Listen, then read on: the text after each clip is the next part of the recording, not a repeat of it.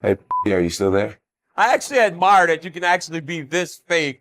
Is Jon Jones pretending to be a good guy? Well, we will never know what the truth is, as Jones has come a long way from running into a pregnant lady, headbanging a cop car, to winning the heavyweight gold.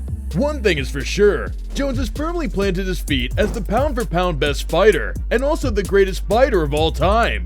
But wait a darn second, there is something that Daniel Cormier might like to add. Speaking about his rival in the latest DC and RC show, here's what he had to say.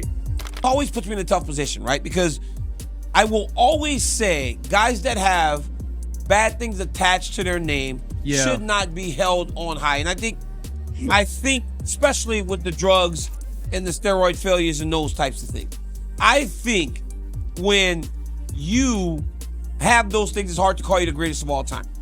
Well, DC may have said with a neutral perspective, but it is impossible to overlook the outstanding beef when this and this I beat you after a weekend of cocaine. and this Occasion that you count that as a fight. I whooped your Well, I'm glad you won this one because you're not winning the next time I get my hands I on it. whooped your ass just now. has happened over the years.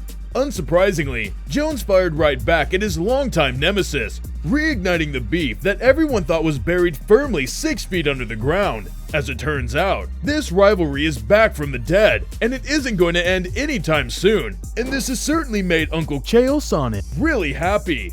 Can Jon Jones beat Francis Ngannou? Well, never mind that. Seems like Dana White has shut the door on that fight forever. But a dominant win over Stipe Miocic could turn the tides and set up the biggest fight in the heavyweight division. The UFC president is currently eyeing to set up this mega fight for July, befitting the International Fight Week. Although, Dana White doesn't really think Jon Jones is going to stick around if he conquers the heavyweight goat. And I wouldn't be shocked either if he fights Stipe and then retires and doesn't fight again. White continued to throw more shade at the former heavyweight champion as he dismissed Ngannou's chances against Jones. He even claimed that Ngannou will lose in the same fashion as Gane.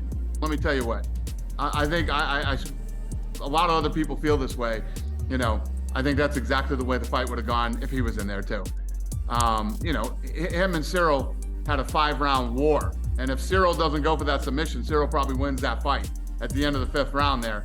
On the other side, Ngannou doesn't really care what anyone has to say about him and is focused on one true goal. The man has left the sport and is currently eyeing multi-million-dollar mega fights against the likes of Anthony Joshua, Deontay Wilder, and even the Gypsy King Tyson Fury. Although he did have this to say in response to Dana's claims about him ducking Jon Jones. There is not a fight on earth that I will back down for.